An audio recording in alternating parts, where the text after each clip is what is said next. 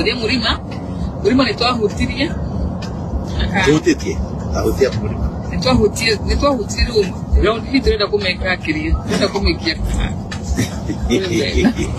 Bia ina mapasta. Na nenda tukire ndawa kanitha. Nyi mwenyewe. Negoiga tosa. So watu wote wakuje Sagana. Nyamu ametuaibisha kama mama Nairobi mzima, hata sio Embakasi peke yake. Kwa sababu tulichagua president kwa kumpenda.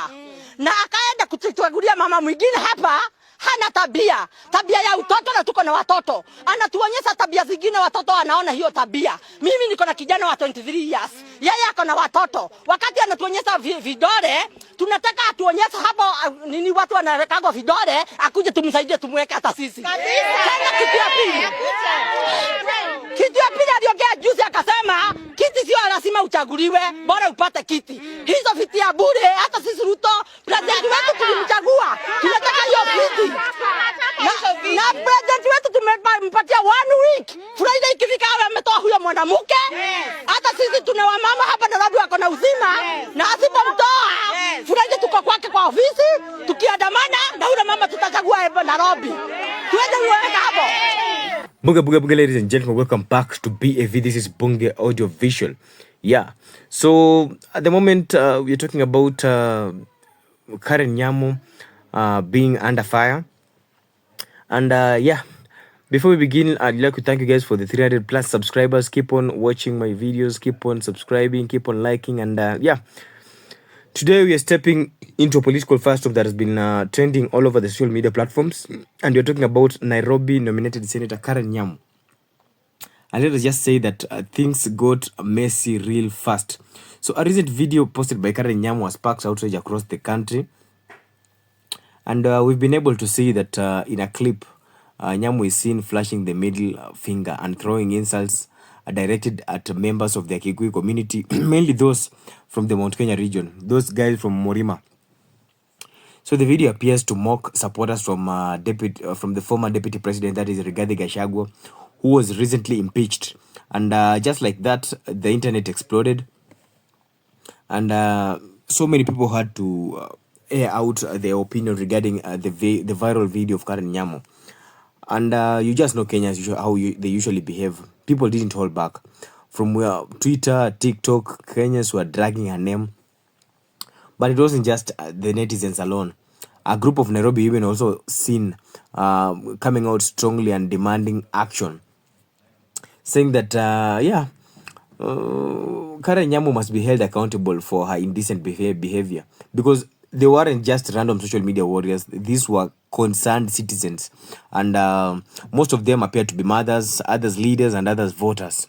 And their clear message was Karen Nyamu must be held accountable for her indecent behavior. So the women accused her of lacking dignity and disrespecting the very people she's supposed to represent. And one of the women was heard saying that if the president doesn't remove her from office, we will take to the streets the demonstrations that will ensure that this lady is removed from office as soon as possible. So that's just not a threat, because it was just a warning. And in Kenya, when women organize, we do understand that the country must listen.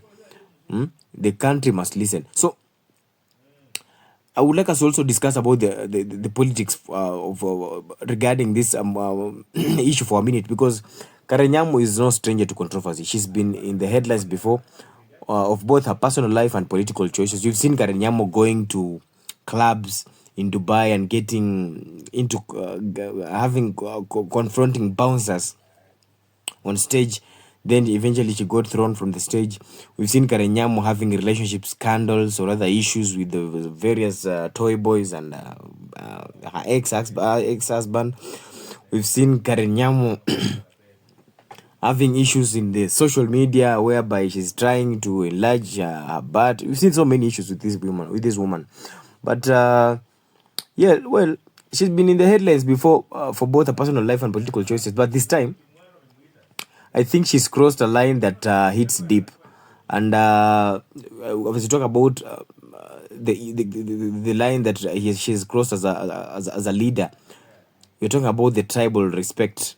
And we do understand that we are in a country where tribal identity is so tied to politics. And mocking a whole community, especially publicly, is just risky. It's not just risky, it's so reckless.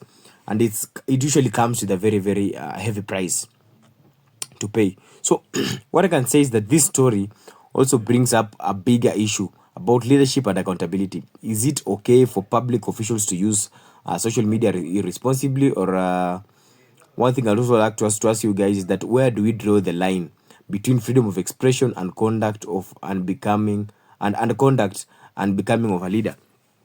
Because more importantly, you also need to ask yourself that why does it feel like consequences are never the same for everyone? So many Kenyans are now questioning her suitability for office. They say she's more interested in the cloud than service.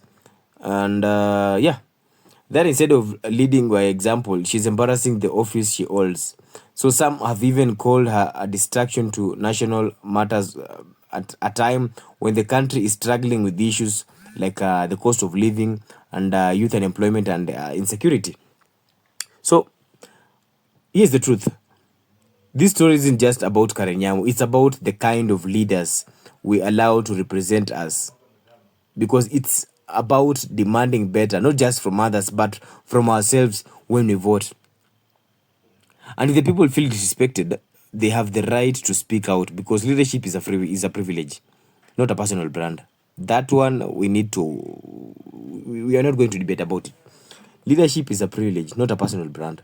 So if you're given that opportunity in life to serve as a leader, you need to ensure that you serve your leader.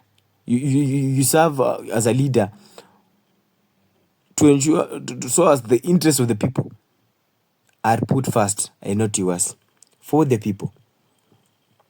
Because when you put the interests of the people first, it means that the people are going to reward you for having stood by your words before they elected you into office. And rewards can come in very different ways. It may come as a re-election.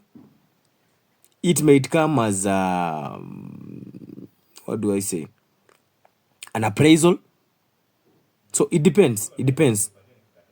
So I don't know what you think. Should Senator Karen Nyamu face disciplinary action, or should the president act before protests hit the streets? Because I really like us to discuss about it. And yeah, hit me up on the shows on the socials.